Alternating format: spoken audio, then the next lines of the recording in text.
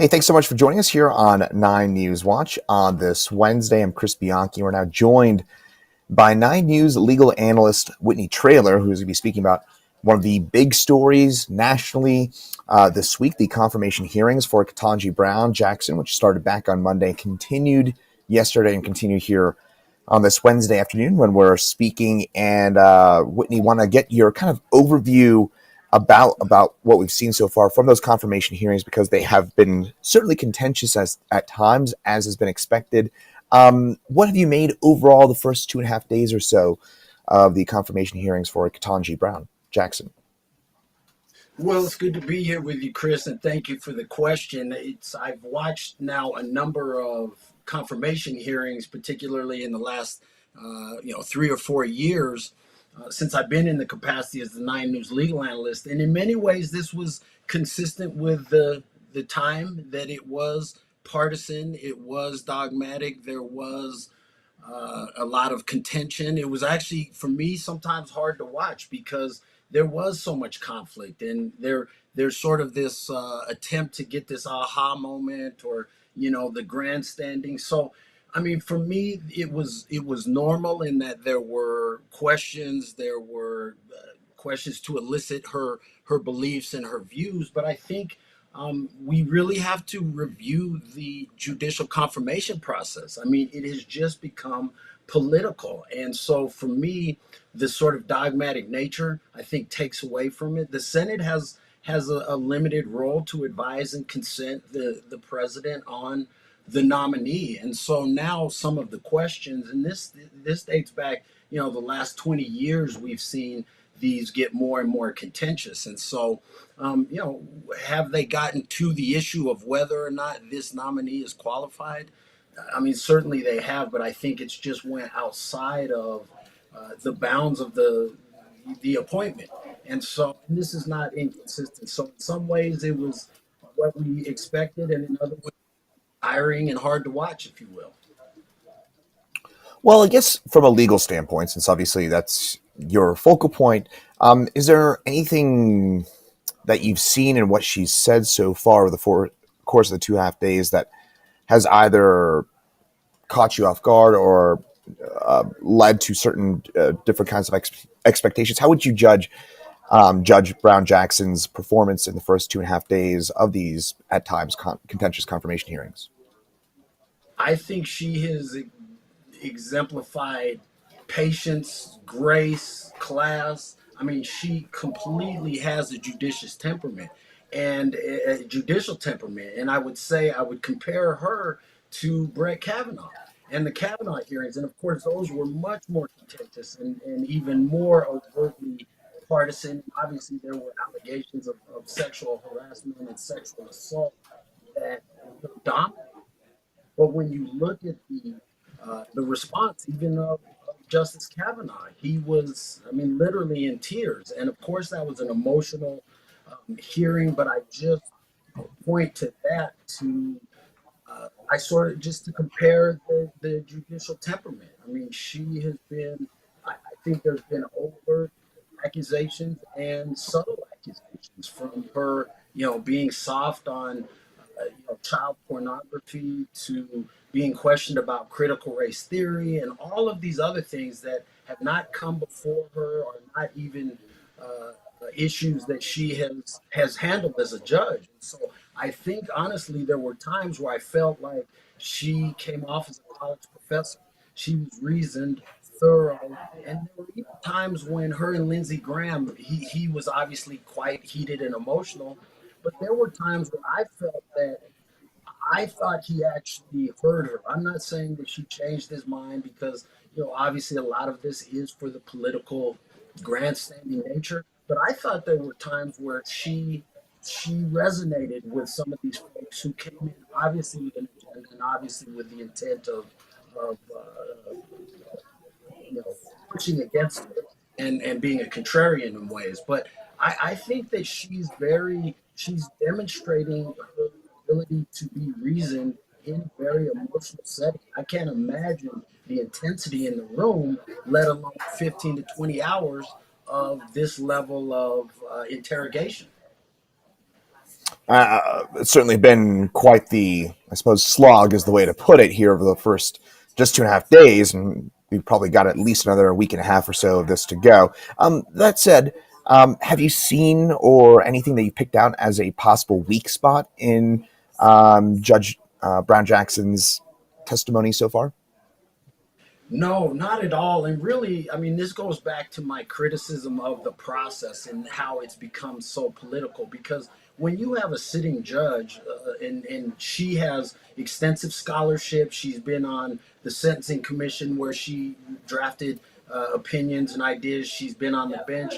So to really get an idea of her philosophies, her leanings, and how she will rule, you can just look at her body of work, which is extensive. Now, I know that this is one part of it, and they've started publicizing the confirmation hearings. I think they became public first in 1939.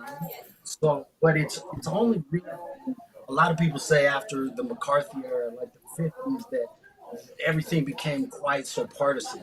So no, I haven't seen anything that disqualifies her. I mean, she's impeccably qualified. She did Harvard undergrad and Harvard Law School. She's been a trial court judge. She was on the D.C. Circuit, which is also where Kavanaugh and Breyer served. And a lot of people say the D.C. Circuit is the springboard to the U.S. Supreme Court. She clerked for Justice Breyer.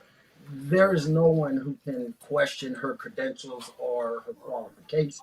So now the question is, well, is there something in her philosophy? Is there, does she have some maybe character defect or anything of that nature? And to your question, Chris, no, I don't see any of that. I saw her testimony did nothing but confirm that yes, she's qualified.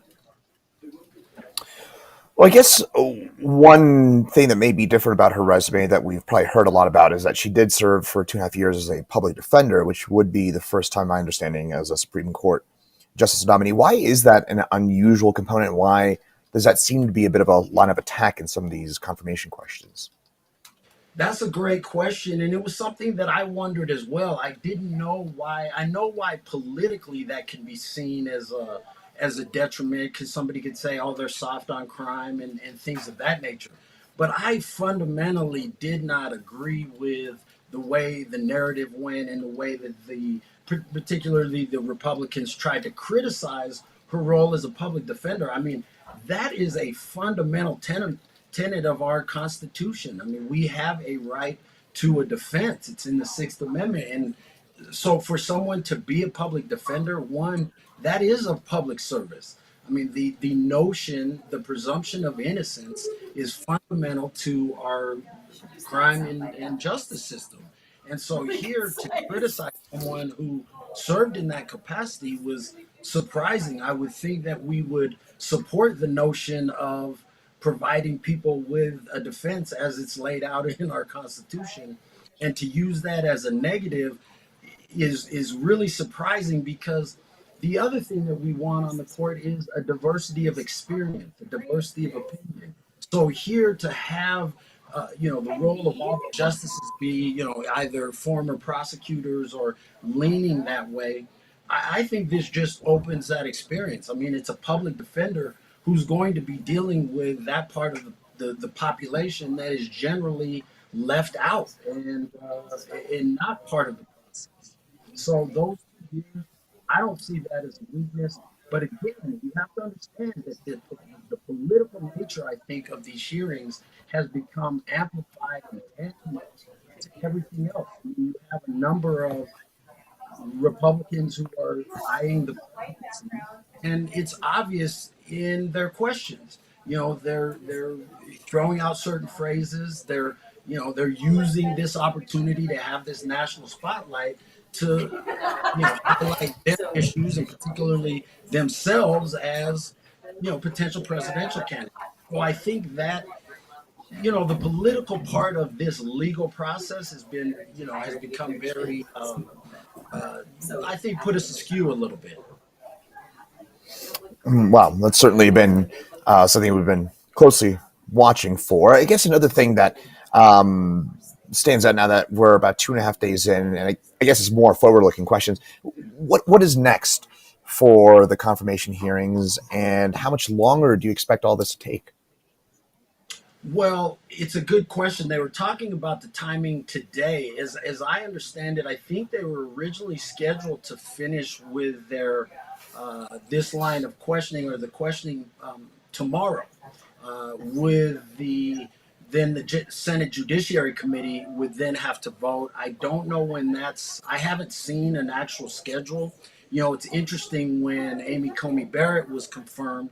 She was one of the fastest confirmations in the history of the nation with 27 days, and Mitch McConnell was very clear on the timeline and how they were pushing things forward. Here, I'm not as clear, but I do know that they want to have the confirmation before Easter. And so, what I suspect is that within the next probably 7 to 10 days, after it goes through the Senate Judiciary Committee, it'll go to the full Senate for a vote. So, okay, so by Easter would be, of course, next 2-3 weeks or so. And this is obviously a bit out of your depth here because this is more of a political question, but legally, at least legally speaking, in terms of the arguments made, and there are a lot of lawyers in the U.S. Senate, do you think she's said or done anything that could or would get votes against or for her? In other words, do you think you mentioned some of the arguments she's made with Lindsey Graham potentially. Do you think she's made any arguments this week that potentially could have won her more votes or perhaps lost her votes? And probably specifically here talking about Republican votes. Right. I think it's just become so partisan, and it's disappointing because when you look at, for example, Ruth Bader Ginsburg, she worked for the ACLU for 10 years. Everyone knew she was confirmed 96-3. Justice Scalia, who was known to be very conservative, he was approved unanimously. So I think to me, this highlights now when we have these votes purely down partisan lines that it takes away because you have to remember the judiciary is the one branch, the last branch of government that the majority of the country has faith in, they believe in. And, the executive and the legislative, it's less than 50% who have confidence in that. And so to maintain the objectivity of the judiciary, these partisan confirmation hearings, I think, chips away at that. I mean, when you have Brett Kavanaugh saying the Clintons and the Democrats did X, Y, Z, how then will he go to rule on a case that might involve the Clintons or the Democrats and say, yes, so the short answer to your question is no, I don't think there's been anything she said in any way, shape, or form that could cause somebody to, disqualify her. On the other hand, I think her temperament, her patience, her reasoned rationale was really positive. I think that there were some Republicans, even under the spotlight, and everybody's trying to maintain their positions. I think that she did get to or maybe positively influence some of the Republicans. And and it doesn't, in some ways, it doesn't matter because we have a 50-50 Senate with Kamala Harris breaking the tie. And there's been some debate about whether or not Kamala Harris, the vice president, can break the tie on a judicial confirmation. But the vast majority of legal experts say yes, she will be able to break it. So if it's across party lines, the confirmation should still happen. But it's interesting because she was just confirmed to the DC Circuit a year ago. And during those confirmations, Lindsey Graham and other Republicans actually confirmed her. So I would say to those folks, if they don't confirm her now, they would have to identify, well, what changed in that year? Why did you confirm her last year? And now, just a year in, you're saying, no, she's not qualified. Well, I suppose we'll find out the answer here over the course of the next 2 to 3 weeks. And as I suppose, it's always seems to be interesting, unfortunately, nowadays with these judicial confirmations, which are getting more and more scrutiny, seems, by the year. But in our case, we're certainly grateful to have you here, 9 News legal expert Whitney Traylor, for a bit more insight on this. Whitney, thanks so much for joining us here today, and I'm sure we'll hear from you soon. No, that sounds great, and I'm happy to be here. And I just, on the last note, I want to say, as much as this is contentious or things like that, this is really a good opportunity. I love for my students to be able to watch this process because this is really a historic situation. I mean, we've only had, what, 115 Supreme Court justices in the 232-year history. So, whether this is a first or a continued Supreme Court justice, this is really an important part of our process. These judges are appointed for a lifetime appointment, and their only conduct, they just have to be under good behavior. So there's not a lot of rules about what they have to do, but it's just such an important part. And the last thing I'll say, Chris, is I have students. I used to debate with my daughter when she was kind of pushing back on voting and whether it matters or not. And one of the big things I tell them, I said, one of the reasons to vote is that a president gets to appoint the Supreme Court justices. And if you don't think anything else matters, these justices are appointed for life. They are they have a lot of influence over the policies and the things happening in our lives. So it's good for us to know this process, to be as engaged as we can, because we're voting on the people who are ultimately making the decision. Interesting and great context and background there, Whitney, because that is obviously a big part of all this is kind of fitting this within the larger narrative and how all this ultimately works together. But regardless, this will be hopefully an interesting next few weeks, I would imagine, and I suppose we'll find out our answer here by Easter then. Yes. So. All Anyways, right. interesting. Well, Well, Whitney, we appreciate a few minutes of your time here. Non-news legal expert Whitney Traylor joining us for a bit more on the Supreme Court nominee here, Ketanji Brown Jackson, and we really appreciate a few minutes of your time here today, Whitney.